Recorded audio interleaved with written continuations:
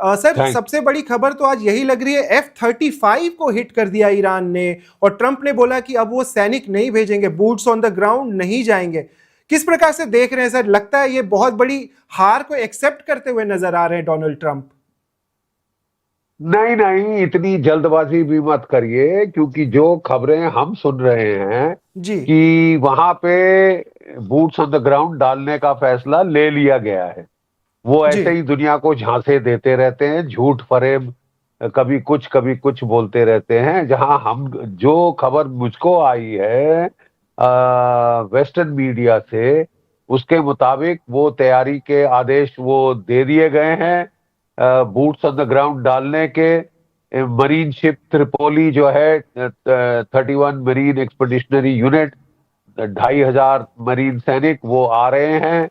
कहा जा रहा है कि नेतन्याहू साहब ने इंटेलिजेंस दी है, टारगेट दी है कि साहब आप जो भी 400 450 केजी यूरेनियम है, उसको हमारे जो स्पेशल फोर्सेस हैं जाके कब्जा कर लेंगे। और वो जो है क्या कहते हैं, जो मिसाइल बैटरीज हैं, anti ship missile, cruise missile, drone batteries, Iran के तट पे उस पे हमला करने का शायद जी। प्लान बन रहा है। और वो जो खर्ग आइलैंड को छीन लेने का प्लान बन रहा है।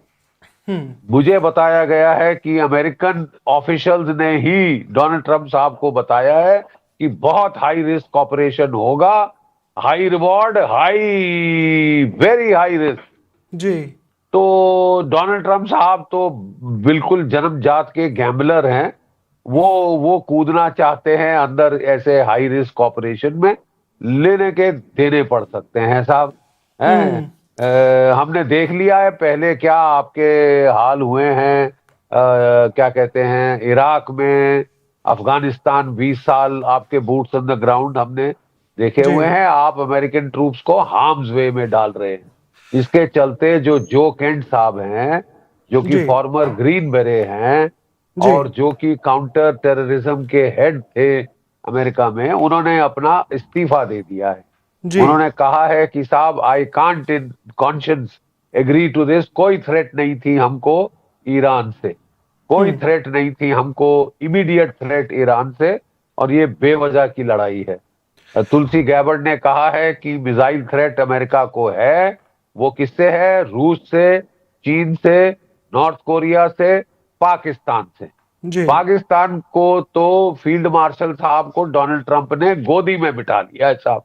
टेररिज्म टेररिज्म की वो बातें करते हैं, ईरानियन टेररिज्म, उनको पाकिस्तानी टेररिज्म सिलेक्टिव ब्लाइंडनेस है, अंधे हैं साहब वो। क्योंकि उनको लगता है भारतीय मर रहे हैं, वो तो क्या हो गया, नाली के कीड़े, गली के कुत्ते, अश्वेत हम्म। हैं, ये है वो है। जी। तो ये हिपोक्रेसी है बड़े हाई दर्जे की। हाँ जी। सर, हाँ ब्लूमबर्ग की एक रिपोर्ट है जिसमें उन्होंने बोला है कि यूएस के 16 एयरक्राफ्ट गिर चुके हैं, इंक्लूडिंग 3 F-15 एंड K-135। और जो हम बात करें कि F-35 को भी ईरान ने निशाना बना लिया और उसको स्ट्राइक कर दिया सक्सेसफुली। आपको लगता है कि F-35 को गिराना या मुश्किल है, कि ईरान ने सच में किया, या प्रोपेगेंडा है सर? नहीं, मुश्किल तो है। अब कहाँ तक सच है कहाँ तक झूठ है, ये तो इंफॉर्मेशन वॉरफेयर चल रही है धड़ाधड़ दोनों साइड से। जी। पहले कहा जा रहा था ईरान द्वारा कि हमने नेतन्याहू को मारकर खमैनी साहब की मौत का बदला ले लिया है। कल जी। रात नेतन्याहू साहब पूरी दुनिया को प्रेस कॉन्फ्रेंस दी है। तो वो जी। मतलब वो सही सलामत हैं, वो सेफ हैं। और इसके चलते ये पता कर पाना कि इस वक्त इंफॉर्मेशन वॉरफेयर की एज में कौन सा झूठ है, कौन सी एआई जनरेटेड इमेज है, ये जी। कह पाना मुश्किल है। ये केवल सरकारों के पास खुफिया जानकारी होगी। ओपन सोर्स इंटेलिजेंस से कुछ क्या कहते हैं, अथॉरिटेटिव वे में कहना मुश्किल। जी। सर, ये वॉर अभी, पहले तो लग रहा था कि लोग जितने भी बेसेस है उस पे अटैक कर रहे हैं, चाहे ईरान की बात हो या यूएस भी अटैक कर रहा था। अभी क्या हो गया है कि पिछले 1-2 दिन से उन्होंने एनर्जी साइट्स को हिट करना शुरू कर दिया है, और उसका असर भी हर जगह दिख रहा है। कतार के रिफाइनरी को भी हिट किया, और यूएस ने, इजराइल ने भी ईरान की रिफाइनरी को हिट किया। और अभी अभी खबर आई कि भारत में जो पेट्रोल के प्राइसेस है, प्रीमियम पेट्रोल के प्राइस ₹2.35 बढ़ा भी दिया।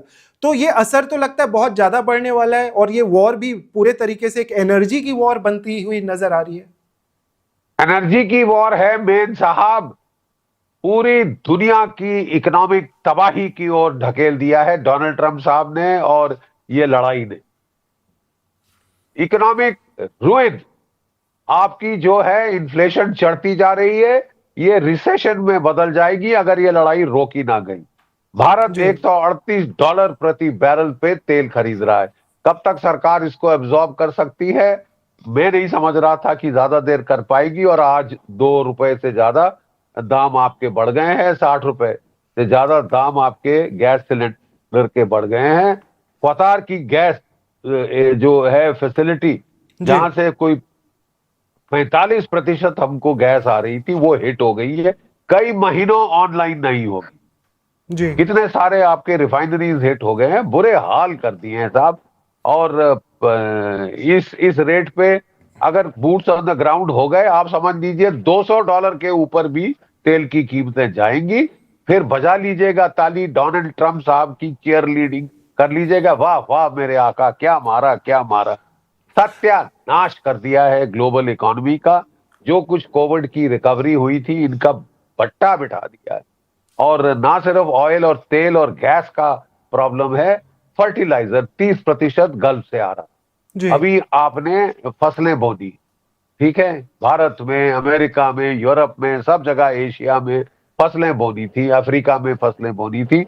अब जो फर्टिलाइजर के दाम है 42% बढ़ गए हैं अमेरिका में, यूरोप में भी चढ़ गए। जी। ठीक है साहब, अब किसका फायदा हुआ है? क्या सोच के ये वॉर ऑफ चॉइस, ये बेवकूफ वॉर ऑफ चॉइस की गई थी, मुझे नहीं समझ आया।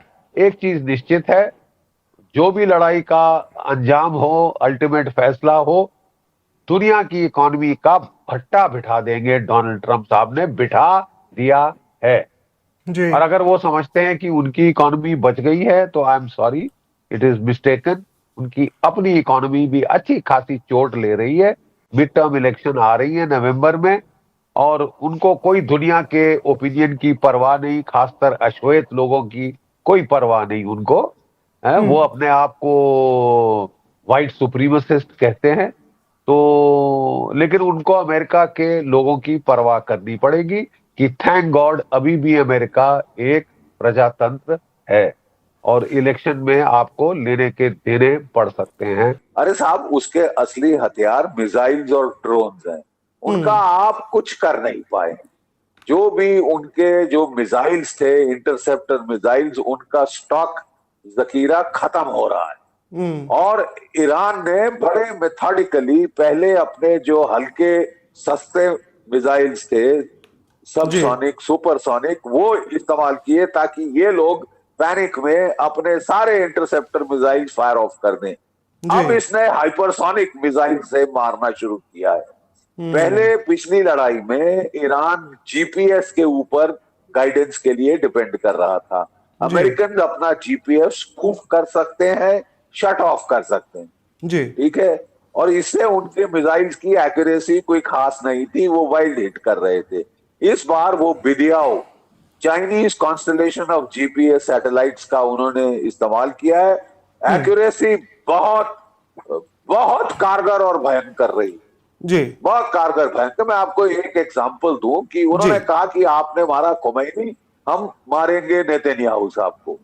और उन्होंने उनके जो ऑफिस को हिट किया, कमांड बंकर को हिट किया, कई जगह हिट किया, यहां तक कि इतना खतरा बढ़ गया उनके लिए कि वो एक एयर मोबाइल कमांड पोस्ट में जाने के लिए मजबूर हो गए। जो जहाज निरंतर ऊपर उड़ता रहे, किसी एक जगह स्टैटिक ना रहे, नहीं तो टारगेट बन जाएगा। देखिए, रशियंस और चाइनीज जो हैं वो पे बैक कर रहे हैं फॉर यूक्रेन। यूक्रेन में अमेरिका ने काफी सारे हथियार सप्लाई किए थे, missile targeting data, intelligence supply किया 4 साल, काफी दुख दिया रूस को। तो अब ये लोग टिट फॉर टैट दे रहे हैं। अगर आप वहां कर सकते हैं तो हम यहां कर सकते हैं। अब डोनाल्ड ट्रंप साहब को विदित हो रहा है कि लड़ाई स्टार्ट करना बड़ा आसान है, खत्म करना मुश्किल है। अब वो अपनी कैजुअलिटीज अमेरिकन पब्लिक से छुपाने की कोशिश कर रहे हैं।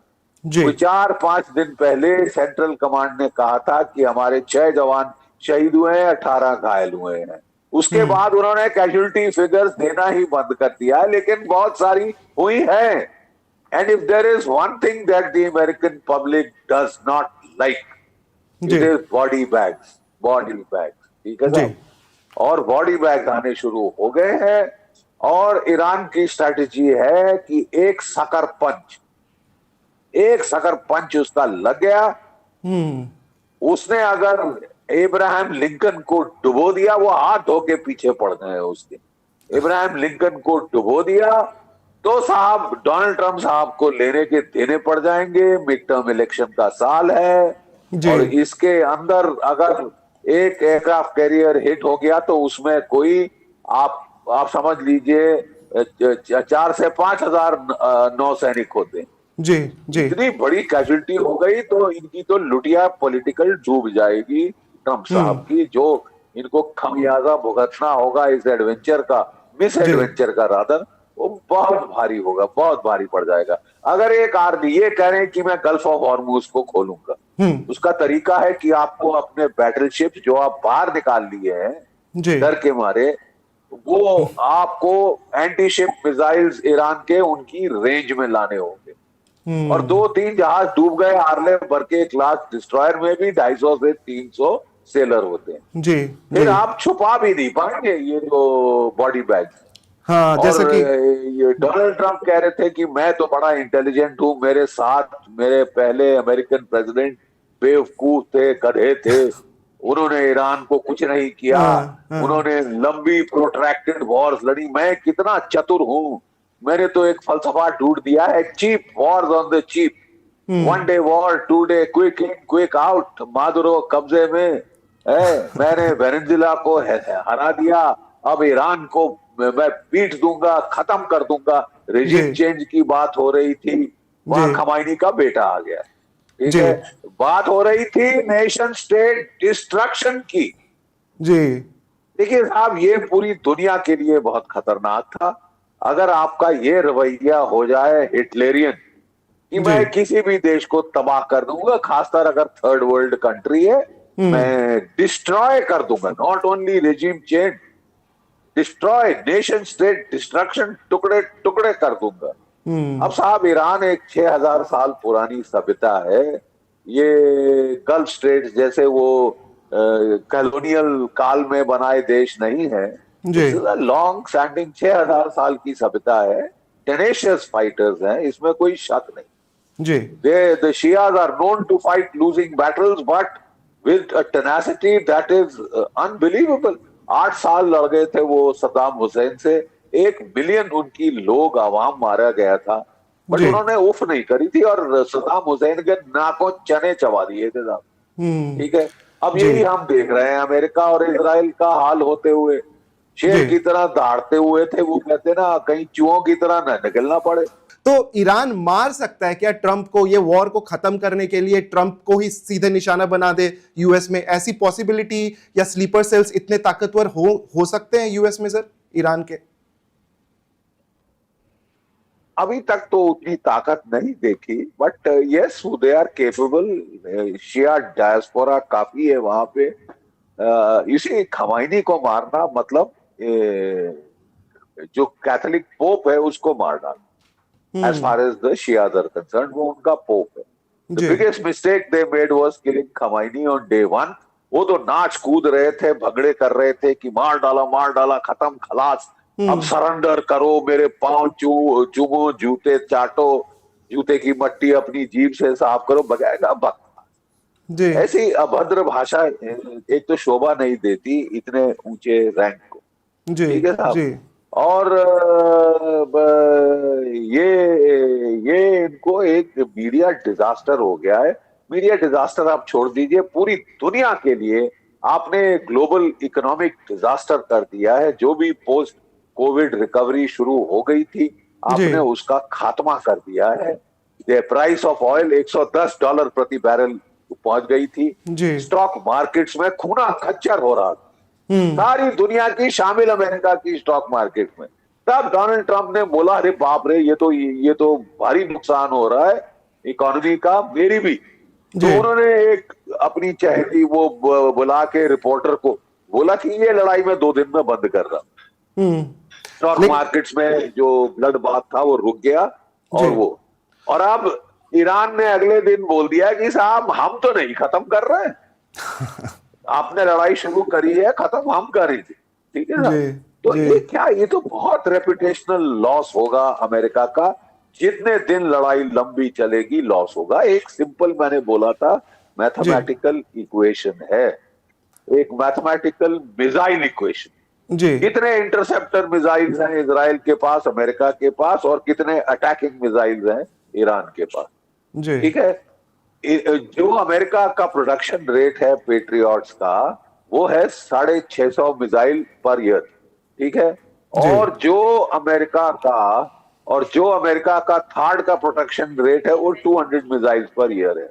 महीने के तौर पे ले तो ईरान 100 अटैकिंग मिसाइल्स प्रोड्यूस करता है पर महीना, जी। और अमेरिका कोई 6 से 7 इंटरसेप्टर मिसाइल्स प्रोड्यूस करता है। You see that gap. जी। जी। और इसका मतलब इस वक्त पहले अंदाज था कि कोई 3000 मिसाइल हैं ईरान के पास। जी। उसने मिसाइल कोई 5000 के ऊपर ही लग रहे हैं, शायद ज्यादा भी हो सकते हैं। प्रोडक्शन खुद करता है, बाहर से नहीं आते, अंडरग्राउंड फैक्ट्रीज में करता है। और रोज जो हमारे अमेरिका के जो chairman joint chiefs of staff हैं कि जी। हमने तो 96% खत्म कर दिए, ये कर दिए, वो वियतनाम के टाइम भी हमने ऐसे बड़े बड़े एग्जैजरेटेड क्लेम सुने थे। और हम सब जानते हैं वियतनाम में हुआ क्या था। इतने साल लड़ने के बाद 50,000 बॉडी बैग्स के बाद रिचर्ड निक्सन साहब की प्रेसिडेंसी स्वाहा हो गई, जी। ठीक है।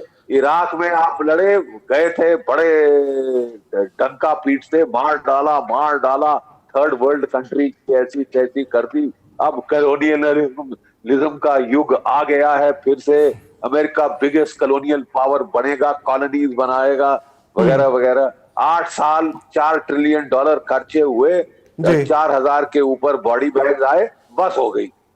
अफगानिस्तान में 20 साल लड़े, वहां तो टेक्नोलॉजी और भी इल्ले थी, जी। तो जी। वो भी लड़ जी। गए साहब, एसिमेट्रिक लड़ाई। आप प्लीज समझिए that one of the greatest factors which is intangible despite all technological superiority is will. और अगर आप टेरेन का ठीक इस्तेमाल करें, आपके पास विल टू फाइट है, टेनासिटी है, moral, will power, national will है। जी।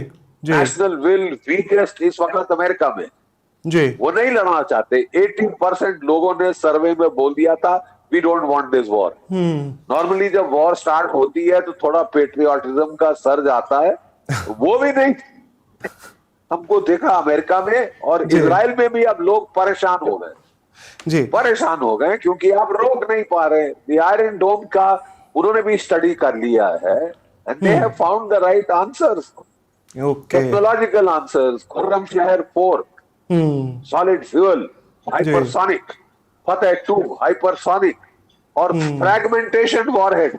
एक मिसाइल आता है, और अगर वो पैराबोलिक ट्रेजेक्टरी में आता है तो आप उसको रोक सकते हैं, पेट्रियट से, थार्ड से, एरो से, डेविड स्लिंग वगैरह। लेकिन अगर वो कोर्स चेंज कर रहा है तो आप उसको रोक नहीं सकते। कोर्स चेंज करता है और फिर एक मिसाइल से मल्टीपल वॉरहेड्स निकलते हैं, क्लस्टर बॉम्ब जैसे। जो नुकसान इजराइल में हो रहा है वो दुनिया को दिख रहा है साहब। प्रोपेगेंडा वॉर, इंफॉर्मेशन वॉर, आप जितनी भी जीत जाएं टीवी के ऊपर, ग्राउंड पे आप पिट रहे हैं और पूरी दुनिया आपको पिटते देख रही है। आप जितना भी मर्जी ईरान को मार लें, और आप मार रहे हैं, अच्छी तरह मार रहे हैं, बिकॉज आपके पास एयर सुपीरियोरिटी है। वो एयर सुपीरियोरिटी भी अंत होने जा रही है, क्योंकि कल हमने खबर देखी थी पुतिन ने S-500 missiles with technicians, with operator Iran को दे दिए।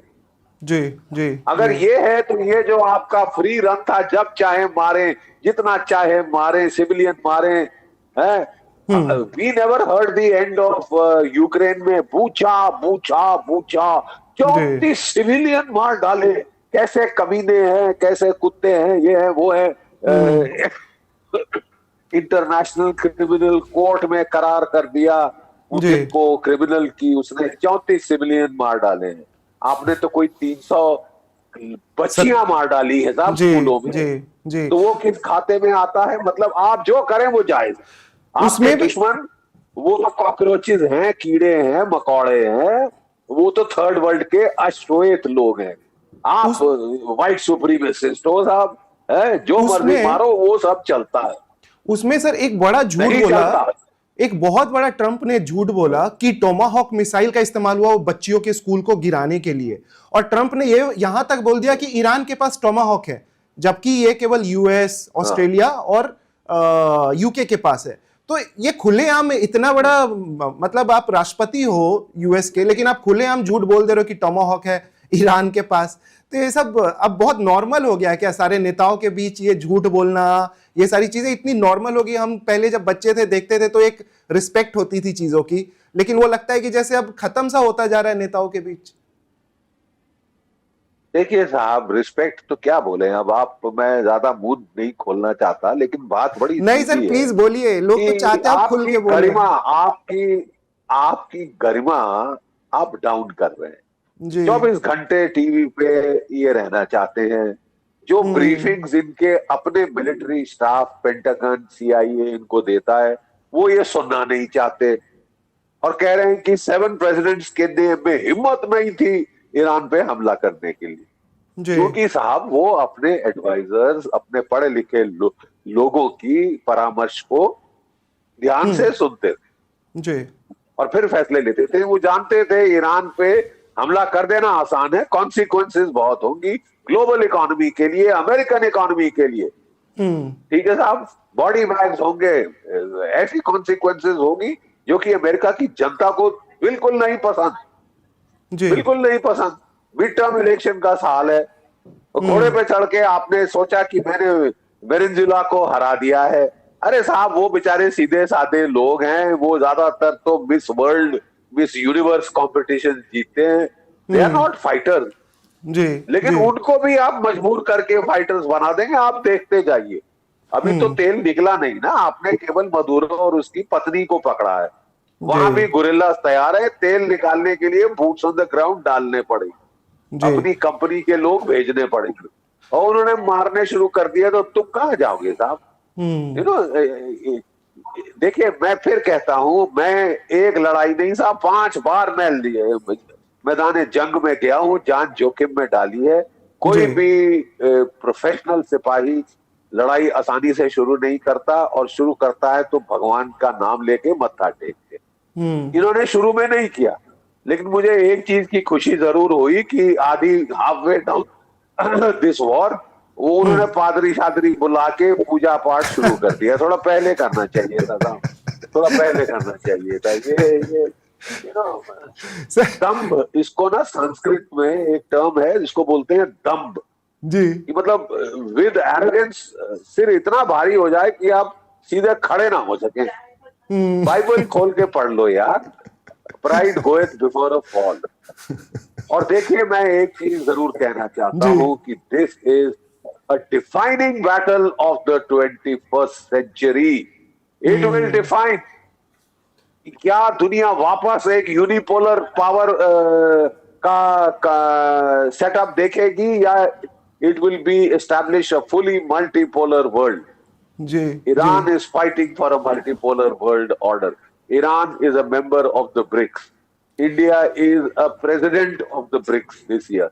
जो दुनिया के अश्वेत लोग हैं, we can't have, you know, America trying to treat them like dirt. आप क्या करेंगे? Will you start the African slave trade again? पगला गए हैं क्या आप? और प्रेसिडेंट भी यही दादागिरी कर रहे थे अमेरिका के, बट एटलीस्ट वो उन्होंने क्लोक करते थे in humanitarian terms, in freedom terms, democracy, ये वो। एटलीस्ट वो जो रेटोरिक था, that was not so offensive. ये तो हिटलरियन टर्म्स में बात कर रहे हैं ना, मैं खत्म कर दूंगा देश, मसल दूंगा, लेकिन सोल्यूशन कर दूंगा। अरे हृदय साहब, थोड़ा सर अब आते हैं भारत की तरफ। स्ट्रेट ऑफ हॉर्मुज से ऑफ कोर्स भारत का रिश्ता बना हुआ है। भारत में अभी हमें पता चल ही रहा है कि एलपीजी की किल्लतें शुरू हो गई हैं। आपको लगता है स्ट्रेट ऑफ हॉर्मुज खुलेगा अभी आने वाले एक हफ्ते में या अगले 10 दिन में? कितना ज्यादा और असर हो सकता है सर स्ट्रेट ऑफ हॉर्मुज के कारण? देखिए साहब, डोनाल्ड ट्रंप कह रहे हैं कि मैं अपनी नेवी भेज के स्ट्रेट ऑफ हॉर्मुज में को खोल दूंगा। आई विश उन्होंने अपने जो है joint chairman chief of staff Dan Caine से बात कर ली होती पहले। स्ट्रेट ऑफ हॉर्मुज खोलने का तरीका क्या है? आपको इस वाटरवे के अंदर अपने नेवी के शिप्स डालने पड़ेंगे जो कि हर टैंकर कॉन्वॉय को एस्कॉर्ट करके ले जाएंगे। ठीक है, आप कह रहे हैं हमने ईरान की नेवी ध्वस्त कर दी, एक जहाज निहत्था बगैर वेपन्स के जो भारत में हमारे न्योते पे एक वो आया था एक्सरसाइज के लिए, मिलन एक्सरसाइज के लिए, नेवल फ्लीट रिव्यू के लिए, आपने उसको बिल्कुल भारत के बाहर ठोका, भारत की भी बेइज्जती करने के लिए। तो साहब, और ठोक के पीट हेग्सेट साहब की काउबॉय इमेज देखने वाली थी, हम मार डालेंगे कोई सर्वाइवर को, हम तो साहब टक्कर सर पे मार के मारेंगे। जबकि दुनिया में जेनीवा कन्वेंशन कहती है आपने दुश्मन का जहाज डुबो दिया, आपकी मॉरल नैतिक रिस्पॉन्सिबिलिटी है कि जो सेलर डूब रहे हैं उनको बचाओ, उनको प्रिजनर ले लो। वो तो खैर चलो सबमरीन थी, ये है वो है, लेकिन उसके बाद जो आप डंका पीट रहे हैं, एक निहत्थे जहाज को मैंने मार दिया, मैं कितना टार्जन हूं, क्रीक बुंडोलो, हियर इज टार्जन टार्जन, और शट अप, शट अप। जो लड़ाई, जो लड़ने वाले कॉम्बैट सोल्जर्स प्रोफेशनल होते हैं, वो इस बेहुदा तरीके से बातचीत नहीं करते। वो अपने पिक समबडी और ओन साइड, ठीक है। और आपकी उनकी नेवी, उसकी नेवी थी ही नहीं, hardly any navy worth the name, no air force worth the name, हमने एयरफोर्स खत्म कर दी। अरे साहब, असली वेपन उसके नेवी और एयरफोर्स नहीं है, मिसाइल्स और ड्रोन है। जिस दिन वो खत्म करना, फिर अपने आप को चौधरी बोलना, ठीक है। अभी तो खत्म नहीं हुआ साहब, इट्स नॉट ओवर। आपने शुरू किया, खत्म अब उसके हाथ में है, वो लोग भी बिल्कुल खुंदस खाए। आपसे बात कौन करेगा? 2 बारी आपने बात का बहाना किया, ढकोसला किया, ड्रामा किया और अटैक कर दिया। मतलब your standard tactic is pretend to negotiate and use the time to build up forces to attack. अब तीसरी बार आपसे कौन एक बेवकूफ भी बात करेगा? जी। दुनिया भी परेशान हो रही है कि रशिया क्या कर सकता है, चीन क्या कर सकता है। हाँ, वेनेजुएला में उन्होंने कुछ नहीं किया क्योंकि वो उनसे 7-8 हजार मील दूर है। लेकिन ईरान तो इतना दूर नहीं है ना, वो अमेरिका का पिछवाड़ा नहीं है, वेनेजुएला अमेरिका का पिछवाड़ा। आप समझ रहे हैं? तो अब वो लोग भी बिल्कुल टिट फॉर टैट दे रहे हैं, यूक्रेन का बदला ले रहे हैं। सर, हम लोग जब ना आखिरी बार हमने बात की थी 3 तारीख को, और हम ये अंदाजा लगा रहे थे कि 12 दिनों में ये वॉर खत्म हो जाएगी। अभी जिस प्रकार से ये कॉम्प्लिकेटेड होता जा रहा है, आपने जैसा बोला स्ट्रेट ऑफ हॉर्मुज खुलना अभी आसान नहीं लग रहा। आपको क्या लगता है सर, कितने दिन और ये खिंच सकता है? कितनी ज्यादा टेंशन भारत के लिए और बढ़ सकती है? देखिए साहब, भारत को हमारे राष्ट्रहित सर्वोपरि हैं ना। अमेरिका की दोस्ती ओवरराइडिंग फैक्टर है। इजराइल हमारा बहुत अच्छा दोस्त है, देयर इज नो डाउट। हर लड़ाई में उसने हमारा मदद करी है, टेक्नोलॉजी शेयर करता है, और हम उनके लोगों की इज्जत करते हैं क्योंकि वो बहुत जबरदस्त लड़ाके। वो अपनी जिस तरह से बहादुरी से उन्होंने अपना डिफेंस किया है चौतरफा, हालांकि दुश्मनों से घिरे हैं, that is commendable. But I'm sorry, what America is doing is not commendable. It is trying to kick any power which is weaker than America. उसके लात मारो, मार डालो, खत्म कर दो, देश ही स्वाहा कर दो। आप कह रहे हैं आप ईरान के लोगों को बहुत चाहते हैं, आप उनकी मदद के लिए ये सब कर रहे हैं। तो 300 लड़कियां क्या टेररिस्ट थी? लड़कियां, बेटियां मार रहे हो आप, और फिर चौधरी बन रहे हो कि मैं ह्यूमन राइट्स का चैंपियन हूं। डेमोक्रेसी का चैंपियन हूँ। यू आर, आप चूज कर लीजिए आप कहाँ के प्रेसिडेंट है। Are you the president of the United States या वेनेजुएला या ईरान? प्लीज, सर क्या हक है आपको अगला आयतुल्ला चुनने का? किसने आपको ये अधिकार दिया? आप जी कल बोलोगे कि भारत में मुझे सरकार नहीं पसंद, मैं इसको बदली चाहता हूं, मैं इस फलाने को चाहता हूं। बांग्लादेश में क्या किया था? मोहम्मद जी यूनुस को पैराशूट किया था। कौन सी इलेक्शन जीता था वो? और बांग्लादेश के लोगों ने इस इलेक्शन में बाहर का रास्ता दिखा दिया। गेट लॉस्ट क्रीप, जी get lost, go back to America.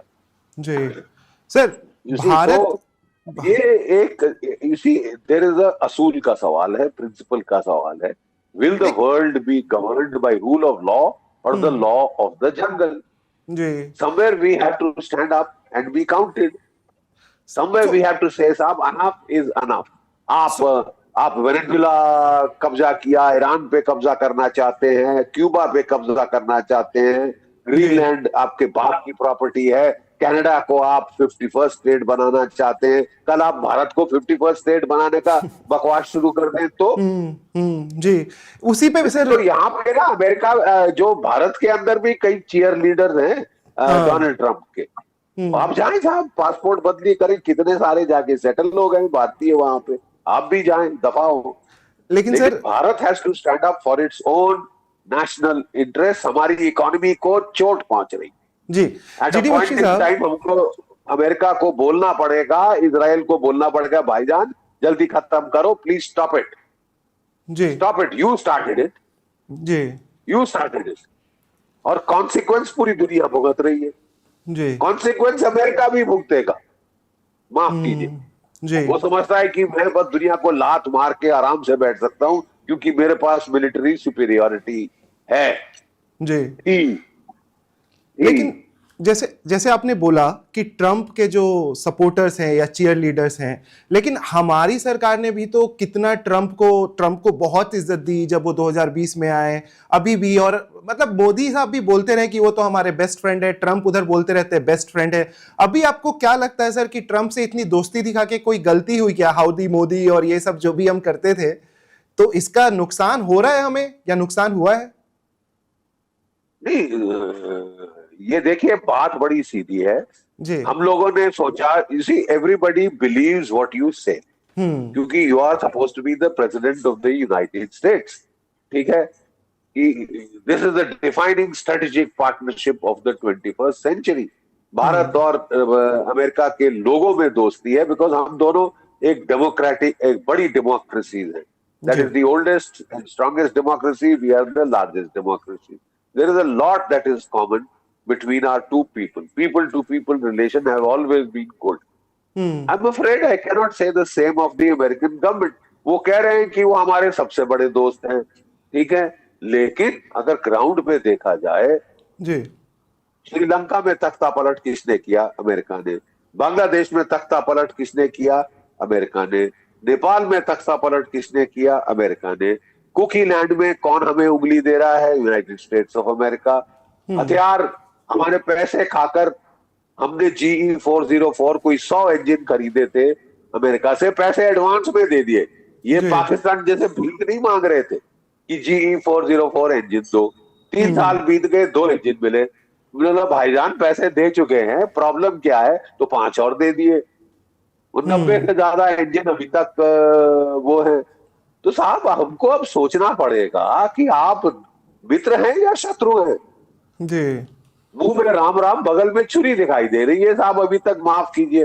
फिर भी हमने कोशिश करी क्योंकि हमारे हित में है कि अगर रिश्ते अच्छे रहे। क्यों? मैं आपको बता दूं, सीधी बात क्या है, हमारे जेम्स एंड ज्वेलरी जो कि परमानेंट एम्प्लॉयमेंट देता है, वो सेक्टर हिट हुआ है इनकी सैंक्शन से, ठीक है। हमारा leather goods, textile goods sector hit हुआ है इनकी सैंक्शन से। फिशरीज हिट हुई है इनकी सैंक्शन से। 50% सैंक्शन हम पे लगाई, highest tariff in the world. फिर आप कहते हो साहब आप हमारे दोस्त हो। भारत ने फिर भी कोशिश की है क्योंकि हमारा फर्ज था कि यार हो सके तो ठीक कर ले। पीपल टू पीपल रिलेशनशिप हमेशा अच्छी रही है। 30% नासा के साइंटिस्ट भारतीय हैं, 30% सिलिकॉन वैली में टॉप ऑन्चोस भारतीय हैं, जी। इनके बेस्ट डॉक्टर्स भारतीय हैं। इतना हमने इनके लिए किया है, बट ये तो साहब थैंकलेस तो आप छोड़ दीजिए, ये तो उल्टे बांस बरेली को इन्होंने तो, ये तो मैं तो समझता हूं कि अब तक शत्रुबोध हो जाना चाहिए।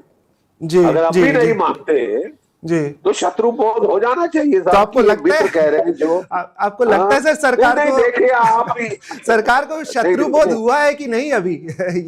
ये बहुत बड़ा सवाल है शत्रुबोध सर।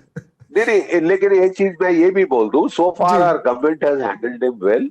जी। हम इनके जैसे चीखना चिल्लाना नहीं शुरू किया था, हाँ चीखना चिल्लाना नहीं शुरू किया था, we had handled them pretty well. और हाँ अब जो है आपने देख लिया कि हमारे फॉरेन सेक्रेटरी गए और वो जो शोक दैट कंडोलेंस बुक जी साइन जी करी ईरानियन एम्बेसी में। जो ईरान के डिप्टी फॉरेन मिनिस्टर भारत में आए, वो रायसाना डायलॉग के लिए हमारे फॉरेन मिनिस्टर से मिले हैं।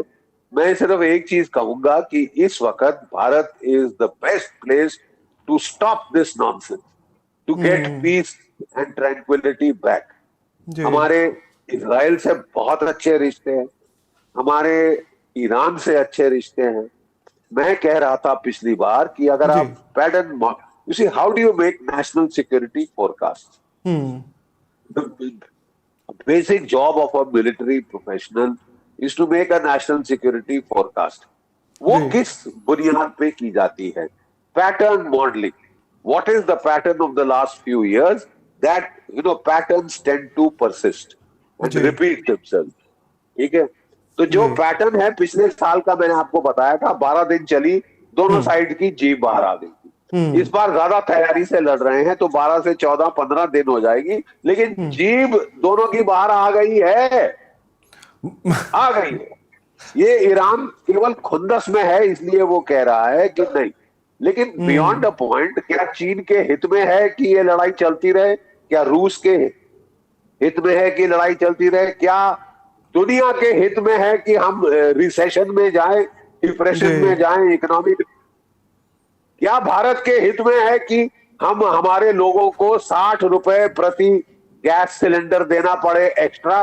ये तो शुरुआत है, कब तक भारत के पेट के लोगों के पेट पे भी लात लगेगी? किसी के हित में नहीं है।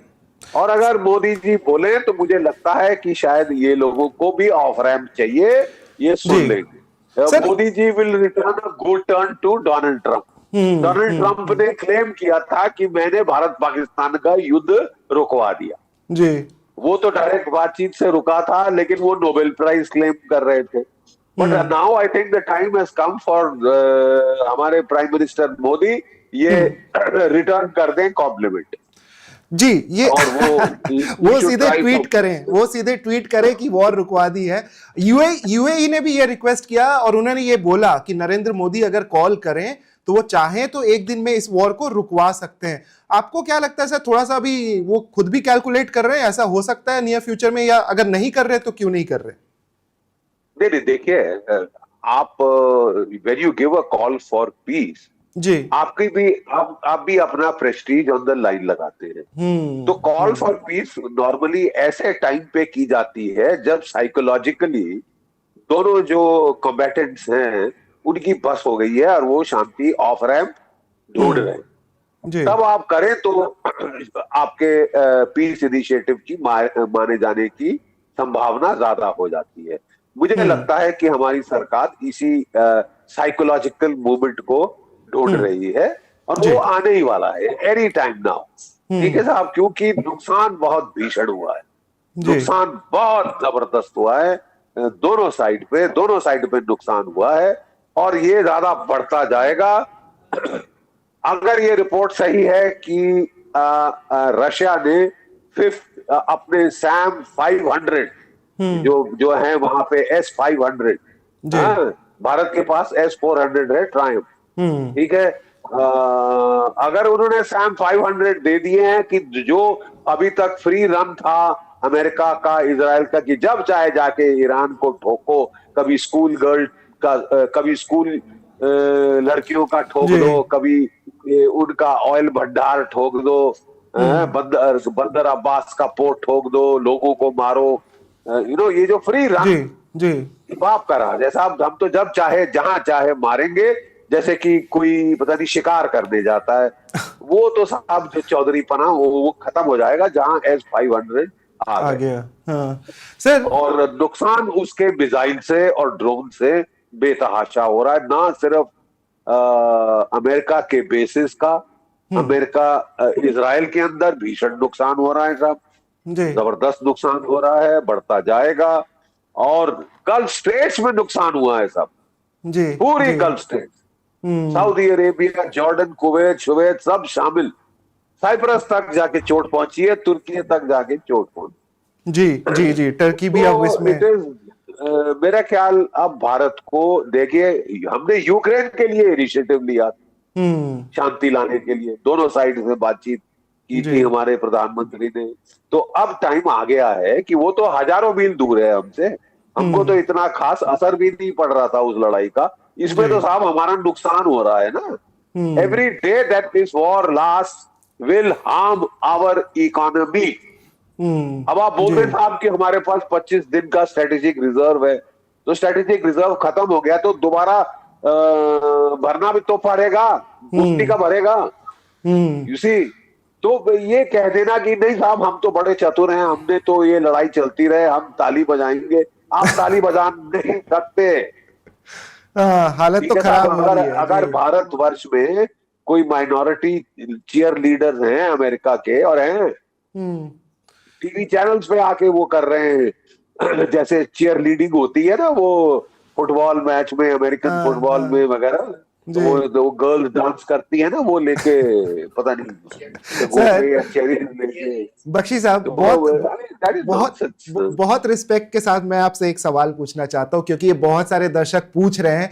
प्लीज उसका कोशिश करिएगा आप हमें डायरेक्ट जवाब दे, एकदम ना घुमाए फिराए। सर, बहुत लोग बोल रहे हैं कि आप, ऐसा लगता है कि आप मोदी जी से खफा हैं और उनकी स्ट्रैटेजी से बहुत ज्यादा सहमत नहीं हो रहे। ये बहुत सारे लोगों का कमेंट आया, और उन्होंने ये भी बोला कि पहली बार ऐसा लग रहा है कि बख्शी साहब मोदी सरकार के खिलाफ बोल रहे हैं। ऐसा कैसे हो गया? क्या हो गया सर, खफा है? Straight answer to a straight question. Ji I am neither for this government, that government. I am for India. जी। मैं एक फौजी हूं साहब, 37 साल झक मारी है मैंने फौज में, लड़ाई पे लड़ाई पे लड़ाई लग रही है, अपनी जान जोखिम में डाली है। My concern is my country. ठीक है साहब, और अगर मैं कोई सुझाव दे सकता हूं और वो अच्छा लगता है सरकार को, हमारा फायदा होता है, आई विल बी ब्लेस्ड जी। I will be blessed. But you know, a soldier we must speak the truth, right. और जैसे जब कोई जंग शुरू होती है, लेट्स बी ब्रूटली फ्रैंक, जी। हम देखते हैं आप कौन जीतने का अंदेशा है, अपनी पॉलिसी उसके मुताबिक की जाती है। ज्यादातर लोग अंडरडॉग को सपोर्ट नहीं करते। तो ये अगर कहीं कैलकुलेशन थी किसी तबके के सरकार में कि अमेरिका और इजराइल बड़ी आसानी से जीत जाएंगे, I'm afraid that has not worked out. That is not worked out. You have to adjust your policy accordingly. Simple. Simple. We have to go by facts on the ground and not tall claims. We have to see कि साहब हमारा राष्ट्रहित सर्वोपरि है, और इस सरकार के लिए भी है साहब। After all, I'm sure everybody wants to do good. कोई भारत का नुकसान तो नहीं चाहता ना सरकार में रह के, जी कोई नहीं चाहता। Nobody can do it. नहीं, इसी वजह से sir, I'm just speaking the truth. I'm sure you see, at a point in time, frank, straightforward, empirical advice is needed in a democracy. जी जी। I'm trying to give that. I may be, with the limited light that God gave me, I'm trying to see what is the real situation. No, Which way is it going? People are loving it. What People are are the loving it. interests of India? India first. जी। Please. Simple. I'm यही, not a citizen of America. I'm a friend of Israel. But beyond the point, my country comes first. उनके लिए भी उनकी country first आती है. They are also patriotic people. I love the people of Israel. General JFR Jacob, वो मेरे गुरु थे।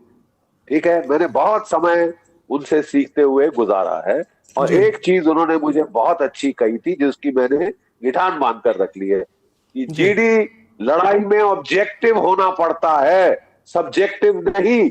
Subjective planning करोगे, मार खाओगे, नुकसान उठाओगे। So truth concerns us all, it is very important. लड़ाई शुरू होने के पहले हमको देखना पड़ेगा अपनी कैलकुलेशन, अपना स्वार्थ जी कि जी। पलड़ा किसका भारी है साहब, किस तरफ जा रही है लड़ाई। बहुत सारे लोगों ने भारतवर्ष में ही सोचा, आई डोंट ब्लेम देम। अगर आप देखें technologically America is far superior, innovation wise Israel का कोई मुकाबला नहीं है। सबका ख्याल था कि ये 1-2 दिन में लड़ाई में ये पीट देंगे, इजराइल ईरान खत्म हो जाएगा। कि 1998 में एक पेपर लिखा गया था, वो सज्जन का नाम याद नहीं आ रहा, कि इजराइल और अमेरिका मिलके इन देशों को तोड़ देंगे। उनमें शामिल था, पहला देश टारगेट थी ईरान, दूसरा तुर्की है, तीसरा पाकिस्तान। जी, I hope the people in Pakistan are listening. इनको तोड़ देंगे, टुकड़े टुकड़े कर देंगे। आपने डिजाइन बनाया हुआ था, but you see if that planning is not realistic, then के chairman joint chiefs of staff जब उसने ब्रीफिंग दी थी डोनाल्ड ट्रंप को, तो उसने कहा था कि सर हाँ आप आदेश दें, हम लड़ जाएंगे, लेकिन आपको क्लियर होना चाहिए कि हमारा नुकसान हो सकता है, बॉडी बैग्स आ सकते हैं, you will have to take that call, that choice. ठीक है कि आप कह रहे हैं रिजीम चेंज कर दो, रिजीम चेंज मुश्किल है without putting boots on the ground.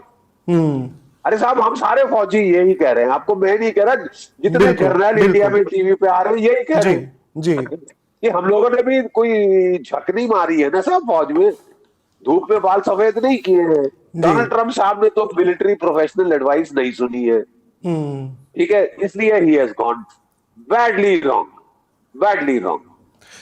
2 दिन में खत्म हो जाएगा, दूसरे दिन ये मेरे तलवे चाट रहे होंगे, कोई तलवा नहीं चाट रहा साहब, they have the will to fight. वो will to fight highest Iran में है, टेनेशियस लोग हैं साहब। अगर 8 साल लड़ सकते थे सद्दाम हुसैन से, तो आपसे भी वो 2-3 साल तो लड़ी लेंगे साहब, ऐसी कोई बड़ी बात नहीं। लारे जानी, who is the secretary of the national security council of Iran, उसने स्टेटमेंट दी थी कुछ दिन पहले कि America is talking of fighting for 4 to 5 weeks, हम प्लान कर रहे हैं 4 to 5 मंथ। ठीक है, उन्होंने लंबा एस्टैब्लिश कर दी है ना साहब, तो वो तभी जाएगी अगर वो लंबा खींचे। America does not like long war, क्या बाकियों को समझ नहीं आता? आप क्या समझते कि बाकी लोग बेवकूफ हैं, बेअकल हैं, अंधे हैं, उनको दिखता नहीं है? आप कैसी लड़ाई लड़ते हो, उसका तोड़ निकाला जा सकता है। जी तो एक लीडरशिप डिकैपिटेशन स्ट्राइक्स करी, ईरान ने तोड़ निकाल के दिखा दिया, डिसेंट्रलाइज कमांड एंड कंट्रोल लेने के देने पड़ गए साहब। जो लड़ाई आप दूसरे दिन खत्म हो गई, मार डाला। अब मैं क्या कहते हैं, आपने खमेनी को मार डाला, उसकी बेचारी बुढ़िया वाइफ को मार डाला, उसके बेटे, उसकी बहू, उसकी बेटी मार डाली। क्या बात है साहब, क्या चौधरी हो? देखिए है क्या ये, कोई जंगल राज है? आप डकैत हो क्या? जिस घर में जाओ लूट लो, जिस घर में जाओ मार डालो, मर्डर करो, ये तो मर्डर है साहब।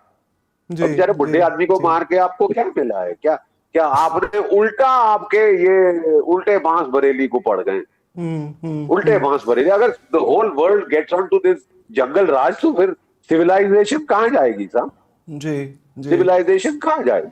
हाँ, तो ये मिसकैलकुलेशन मतलब थोड़ा हमारे तरफ से भी हो गई, मिसकैलकुलेशन हुई इस वॉर को लेकर के हमारी सरकार से या हमारे इंटेलिजेंस से। पूरी दुनिया सोच रही थी, आई डोंट ब्लेम। अब आफ्टर ऑल एस्टिमेट किसने दिया होगा? हमारे जनरल्स ने दिया होगा। पूरी दुनिया, अगर मेरे को बुलाया जाए दफ्तर में और बोला जाए कि भाई एमओ डायरेक्टरेट 2 बार नौकरी कर चुका हूँ वहां पे चीफ साहब के नीचे, ठीक है, तो बोला जाए कि हाँ भाई who is likely to win, ये एस्टिमेट दिया जाता है, who is likely to win. तो अगर if you go purely by force analysis कि इसके पास इतनी ताकत, इसके पास इतनी ताकत, हम ज्यादातर बीन काउंट करते हैं मिलिट्री, इतने टैंक, इतने एयरक्राफ्ट, इतने बॉम्बर, इतने मिसाइल्स, इतने ड्रोन, ये बीन काउंट पे करते हैं। But that by itself is not the whole criteria. उसके बाद आपको पैटर्न एनालिसिस, कल्चरल फैक्टर्स भी डालने पड़ते हैं, ज्यादातर हम लोग वो भूल जाते हैं। जी तो जी अगर वो फोरकास्ट था, then you must be able to correct yourself. Then you can't go कि साहब मैंने फोरकास्ट बोल दिया, मैंने अपनी इज्जत दांव पे लगा दी इस एस्टिमेट पे, तो अब तो मैं नहीं बदलूंगा, मैं ना मानू। अरे मैं ना मानू नहीं होता साहब, जो ग्राउंड पे हो रहा है वो देखो ना। बिल्कुल बिल्कुल। तो अभी ग्राउंड पे हो रहा है वो देखो, उसके मुताबिक पॉलिसी एडजस्ट करो। जी look, I am not getting into any morality play, ठीक है? नहीं नहीं, वो मैं आई एम उसी का जस्ट बीइंग जी जी जी factual, objective, empirical, and I am just putting the interest of my country first, always and every time, जैसे हमको सिखाया गया है। जी सर, बहुत कुछ बदलाव हुआ है भारत में और आपको लोग काफी समय से सुनते आ रहे हैं, तो यही इस वजह से लोग सुनना चाहेंगे या ये क्वेश्चंस भी आए कि आपके अगर सुझाव हो इस सरकार को अभी के वक्त। आपने तो एक बोला ही कि हमारी सरकार को आगे बढ़ के इस वॉर को रोकना चाहिए, लेकिन और भी क्या दो तीन चीजें हैं जिससे कि हमारी भी स्थिति थोड़ी सुधर सके, इन द सेंस कि ये जो महंगाई का बहुत बड़ा एक पहाड़ हमारे सामने आ सकता है, इन्फ्लेशन बढ़ सकता है, अभी के समय में सरकार क्या ऐसी चीजें कर सकती है, दो तीन चीजें जो आप सजेस्ट कर सके जो कि हमारे लिए अच्छा हो, हमारे देश के लिए अभी अच्छा हो? देखिए, आई थिंक मेरी रेकनिंग में अभी तक हमने पीस इनिशिएटिव कर देना चाहिए था। बहुत भारत की महिमा मंडन होगा अगर भारत पीस इनिशिएटिव करे, और it will work. It is likely to work because ये war cannot continue forever, ठीक है? ईरान भी जानता है ये चीज कि it cannot continue forever and ever and ever. उसका भी नुकसान भीषण हो रहा है, ठीक है? ईरान की भी गलती है एक किस्म से कि भाई उन्होंने क्यों धमकियां दी कि हम ईरान को, सॉरी, इजराइल को तबाह कर दें। तो फिर आपको भी खमियाजा भुगतना पड़ा है ना, उन्होंने भी तो धमकी दी। अब अगर इजराइल लड़ रहा है तो वो बेवजह तो नहीं लड़ रहा। 2003 अक्टूबर में सब जानते हैं क्या हुआ। ईरान की भी गलती है कि उसने क्यों बेवजह इजराइल को वाइप आउट करने की धमकी दी। ये रियलिटी है, इजराइल इज अ रियलिटी। अब आप बोले कि वाइप आउट करें, तो फिर वो भी कहता ठीक है साहब, मैं भी वाइप आउट करूंगा। आप ही अकेले थोड़ी ना कर सकते हो। तो नुकसान तो उन्होंने भी जम के किया है साहब। अब इजराइल के, ईरान के लोगों को भी देखना होगा कि कब तक ये चलता रह जाएगा। They have made a point. I think उन्होंने, दुनिया की इज्जत बढ़ गई है ईरान के लिए, the way they have fought. I mean, the way they have fought, no doubt. As a military soldier, my salute. तो जहां भी हिम्मत और करेज दिखाई जाती है तो सोल्जर्स, हम लोग हमेशा उसको सैल्यूट करते हैं, चाहे हमारा दुश्मन भी हो। पाकिस्तान का वो असलम शेर कारगिल में बहुत अच्छा लड़ा, तो हमने जब उसकी बॉडी दे रहे थे वापस, वो ले नहीं रहे थे, हमने कहा अच्छा साहब ये ले लो, he is fought very well, हमारी तरफ से आपका निशाने हैदर इसको मिलना चाहिए। उसको मिला, ठीक है? We respect courage, we respect bravery, we respect a patriotic attitude, चाहे किसी भी देश का हो। वो अपने मुल्क का वफादार तो है। अरे जो अपने मुल्क का वफादार नहीं हो तो वो किसके बाप का वफादार होगा, ठीक है? So that is there, but that having been said, it is now time to call it off. Intelligence, अकल इसमें है कि it will has to be called off, it will be called off. Why should we not take the credit for it? Modi ji को बहुत महिमा मंडन होगा अगर वो पीस इनिशिएटिव ले ले, एंड इट विल वर्क। क्योंकि एज इट इज बस हो गई है दोनों की, मुंह से झाग निकल रहा है साहब। हम फौजी देख सकते हैं, आपको ना दिखे, फौजियों को दिख जाता है। दूसरी साइड में कितना दम रह गया है अभी करने का, नहीं करने का। सर, एक दर्शक बोल रहे थे कि आपका पिछला इंटरव्यू सुन के दर्शक का कमेंट आया था कि जीडी बख्शी साहब को भारत का पीएम बनाना चाहिए, क्यों नहीं? क्योंकि वो सोचते हैं, सही बोलते हैं, खुल के बोलते हैं, जो हक में है भारत के बोलते हैं, तो क्यों नहीं? आपका कोई विचार सर इस पे? अपने दर्शक को क्या बोलना चाहेंगे जो आपके दर्शक इतना प्यार करते हैं आपको? माफ कीजिए, मैं 75 साल का हो गया हूँ साहब। I like to live my life in peace and quiet. Sir, Modi ji भी 80 साल के होने वाले हैं। ऐसा क्या है? लेकिन I have no such ambition. मेरे को स्टार, भारत की फौज ने 2 स्टार लगा दिए, I think that is sufficient. संतोष करना आना चाहिए, लेकिन गीता कहती है ना, संतोष जी करना आना जी चाहिए। संतोष भारत को करें। लेकर के सर, आपकी बातें इतनी पसंद की जाती है, आप कैसे देख रहे हैं अभी भारत 2014 से लेके 2026 अब आ चुका है, और लोगों का यही एक सवाल फिर से, क्योंकि मोदी जी को लेकर के आप बहुत कुछ बोलते रहे, इस सरकार को लेकर के आपके काफी स्ट्रांग ओपिनियंस रहे हैं, अभी लोग आपका ओपिनियन सुनना चाहते हैं कि आपकी नाराजगी मोदी जी से भी है कि नहीं, ये लोग बड़ा जानना चाहते हैं कि आप उनसे खफा हैं कि आप अभी भी उनको एक one of the best prime ministers India had वैसे देखते हैं सर, क्या कुछ बदलाव देखते हैं? हाँ हाँ, देखिए, I will be straightforward जी। ये कम से कम ही has fought for India's national interest. 2000 ये अपना 26/11 के बाद क्या किया था आपने पाकिस्तान को? सिर्फ स्वाह, ठीक है।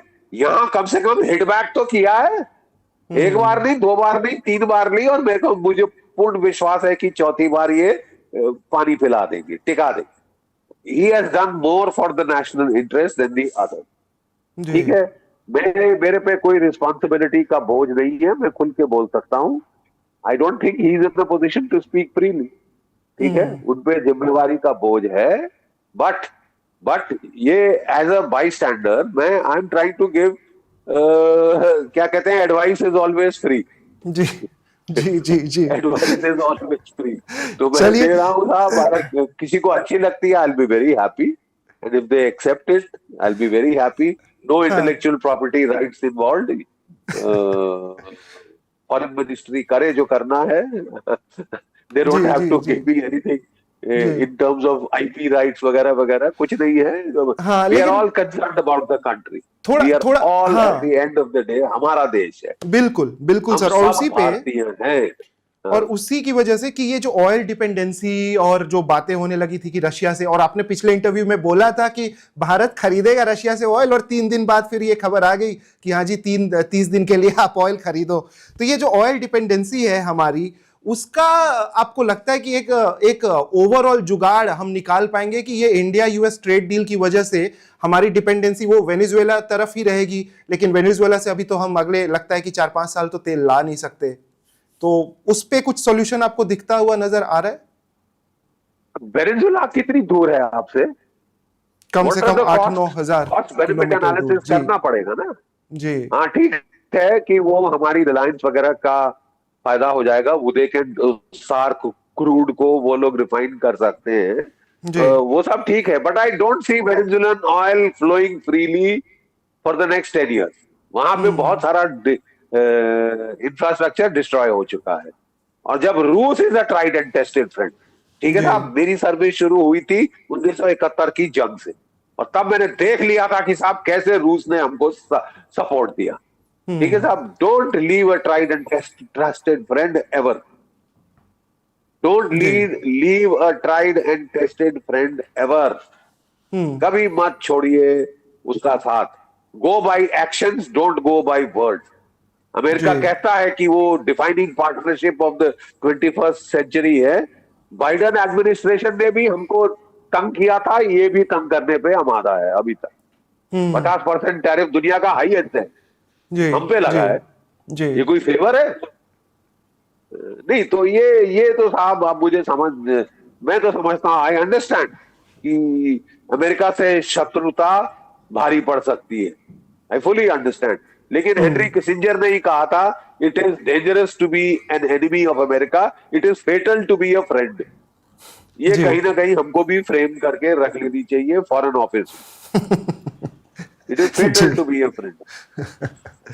सर एक थोड़ा सा टेक्निकल क्वेश्चन जाते जाते, बस 5 मिनट और उसके बाद ये इंटरव्यू हम खत्म करेंगे।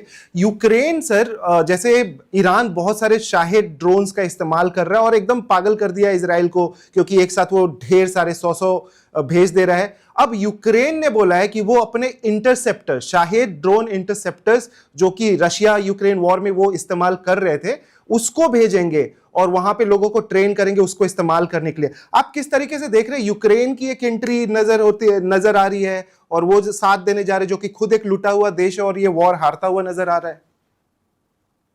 देखिए साहब, अगर आप अपने देश के हितों को प्राथमिकता देने के बजाय फॉरेन पावर्स की हितों को प्राथमिकता दे, तो आपका वो हाल होगा जो यूक्रेन का हुआ है। एक इमारत खड़ी नहीं है साहब, 1 मिलियन 2 मिलियन लोग मारे गए, जी 2 मिलियन आवाम मरा दिए, लाइक नीरो, जैसे कहते हैं ना, नीरो सैंग वाइल रोम बर्न्ट। ये गाने गा रहा है, बड़ा खुश हो रहा है कि मुझे अमेरिका बहुत चाहता है, मुझे यूरोप बहुत चाहता है। अबे अपने देशवासियों से पूछ ले, इलेक्शन करा ले तू भी। मरवा दिया है अपने देश को बेवजह पंगा, to become a brigade for America, for Europe, against Russia, जी जो तुम्हारे जी कजन है वैसे देखा जाए तो। ठीक है, और वो तुमने भुगत दिया। अगर अभी तक अकल नहीं आई, अब तुम चौधरी बन के पूरी दुनिया में दादागिरी दिखाओगे तो तुमको और पिटोगे। जी जी यूक्रेन को मैं एडवाइस दूंगा कि जरा अगले 3 4 6 महीने का ख्याल कर ले। रूस ने तेरे पे चढ़ जाना है, दांत जी बीच के। वो वेट कर रहे हैं कि जो विंटर स्लश वगैरह है वो खत्म हो जाए, ग्राउंड हार्डन हो जाए, आपका ओडेसा गिर सकता है, आपका कीव गिर सकता है, कोई बचाने नहीं आएगा तुमको। और जी दूसरी बात मैं बता दूं कि America has over reached. Every day that America fights in Iran, their preparation to fight against China and Russia will go down। ठीक है साहब। जी और अगर मैं जी चीन में होता, शी जिनपिंग होता, तो मैं 2 3 महीने और इंतजार करता कि जब अमेरिका के पूरे लड़ाई के स्टॉक्स खत्म हो जाएंगे, इंटरसेप्टर थार्ड शार्ड के, तब मैं ताइवान पे चढ़ जाता। हाँ, और काफी इजी हो जाता। जी सर, अब आखिरी सवाल एक बस बता दीजिए, ये वॉर अभी आपको कब लगता है कि ये खत्म हो सकता है? अगले 3 4 दिन की और भी ज्यादा बढ़ सकता है? और क्योंकि खुर्रमशाह मिसाइलें अब इस्तेमाल हो रही हैं। देखिए, मार खाने के लिहाज से, like I said, it is not a question of likes and dislikes, it is a question of objective empirical analysis. Objective empirical analysis mathematically is decided by the missile equation। जी दोनों साइड के पास कितने interceptor, कितने attacking missiles हैं, number 1। उसके बाद अगर केवल been count पे जाएं तो एक नतीजा निकलेगा। बट अगर आप जाएं पैटर्न मॉडलिंग पे, पैटर्न मॉडलिंग में इंटेंजिबल फैक्टर्स आपको इक्वेशन में डालने पड़ते हैं, उनका क्वांटिफिकेशन करना मुश्किल हो जाता है कंप्यूटर मॉडलिंग में। ठीक है, क्वांटिफिकेशन क्या है? Will. How do you quantify will of a country to fight, of a country to suffer pain? ठीक है ना साहब। रूस का भी will to take pain amazing है, अमेजिंग है। हिटलर के खिलाफ वो कहते हैं कि कोई 3.5 million German soldiers went into Russia, never came out. Russia को असली हराने का 25 मिलियन कैजुअलिटी सही थी। तो how do you quantify that will to fight, the will to withstand pain? ठीक है, ये इंडिविजुअल नेशनल कैरेक्टरिस्टिक बन जाती है। ये ईरान में हाई है, इजराइल में भी टू एन एक्सटेंट हाई है। उनकी प्रॉब्लम है very small demography, very small area. I am just talking pure military facts. ठीक है, लेकिन वही है, मैं बोलता हूँ कि I am a very great friend of Israel, क्योंकि JFR जेकब साहब मेरे फौजी गुरु। ठीक है, लेकिन मैं भी उनको परामर्श दूंगा कि गलत टाइम पे लड़ रहे, गलत टाइम पे लड़ गए। और अभी भी जब समझ आ जाए, they are innovative enough to understand. 2 3 दिन में अगर ज्यादा जोर लगाए, दुनिया चिल्लाए, व्हाट वर्ल्ड कितना प्रेशर डालती है, रूस कितना प्रेशर डालता है। रूस भी आपका दोस्त है। जी जी जी प्रेशर डालिए। ये 3 तरीके से 3 4 दिन में भी आप लड़ाई खत्म करा सकते हैं। 3 4 दिन में भी लड़ाई खत्म हो सकती है। क्यों भारत को ये श्रेय ना जाए, मुझे ये समझ नहीं है। भारत को ये श्रेय क्यों ना जाए कि लड़ाई भारत ने खत्म कराई, विश्व गुरु भारत। करा दीजिए, आपका महिमा मंडन होगा, भारत का गौरव बढ़ेगा, सर, हम भारत लोग का गौरव बढ़ेगा। सर हम लोग तो डिजिटल चैनल है, जो आप तो नेशनल चैनल्स पे काफी जाते रहते हैं, और एक तो आपका बहुत फेवरेट है जहां आप हर दिन ही नजर आते हैं, तो वहां पे अभी आपको कुछ झेलना पड़ रहा है क्रिटिसिज्म, क्योंकि आप काफी खुल के जवाब दे रहे हैं और मोदी जी को भी बता रहे हैं और सरकार को भी बता रहे हैं कि कुछ डिसीजंस बदलने चाहिए। नहीं, आप अच्छा वार कर रहे हैं। आप whom are you talking of? नहीं, आई एम सेइंग कि सर जैसे नेशनल टेलीविजन पे ज्यादा लोग देखते हैं, तो वहां पे आपको ऐसा लग रहा है कि क्रिटिसिज्म हो रहा है अगर आप बोल रहे हैं, अगर आप सवाल उठा रहे हैं कि मोदी जी को बोलना चाहिए? और देखो, please for God sake, this is a democracy, there is freedom of expression. किसी ने हमारी कॉन्स्टिट्यूशन नहीं बदल दी है अभी तक। And freedom of expression can be constructive, it can be destructive. बहुत सारे लोग हैं यहाँ पे जो बड़े डिस्ट्रक्टिव वे में, पाकिस्तान क्या कह रहा है मैं वो सपोर्ट करूंगा, चीन क्या कह रहा है वो मैं सपोर्ट करूंगा, अपने देश को झूठा साबित करूंगा। आप सब जानते हैं मैं किसकी बात कर रहा हूँ। जी जी जी, बिल्कुल बिल्कुल। That is constructive, not constructive criticism और कंस्ट्रक्टिव कमेंट। ठीक है, constructive analysis. I thought I will be doing, मुझे तनख्वाह तो नहीं मिल रही, लेकिन पेंशन तो मिल रही है ना साहब, पेंशन तो मिल रही है ना। It is my duty to say what I think can help my country. इतना सभी हेल्प हो जाए, आई फील सो ग्रेटिफाइड यार। That's why people salute you. हो जाए तो आई विल बी ग्रेटिफाइड। जी, ठीक है, that's why people salute you sir for your. तो दैट आई एम मैंने 37 साल लड़ाई देखी है जी। अपने बैच में भी I am one of the most combat experienced officers, और मेरा बैच है बॉर्न टू बैटल बैच। 71 की लड़ाई में हम लोग को झोंक दिया था, मैक्सिमम कैजुअलिटी उठाई है। एक परमवीर चक्र मरणोपरांत, एक अशोक चक्र मरणोपरांत मेरे बैच में है। मतलब हमसे ज्यादा डेकोरेटेड बैच दूसरा नहीं है।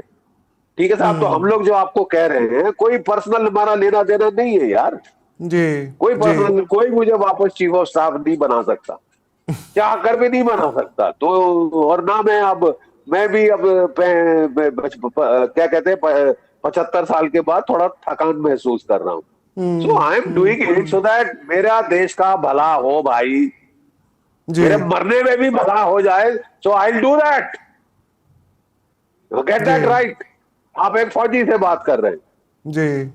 फौजी को लड़ाई में मरने के लिए तैयार रहना पड़ता है। और मैं थ्योरी नहीं बोल रहा हूं, मैं लड़ा हूं साहब बांग्लादेश में, मैं लड़ा हूं पंजाब में, मैं लड़ा हूं कारगिल में, मैं लड़ा हूं किश्तवाड़ में, मैं लड़ा हूं रजौरी पुंछ में।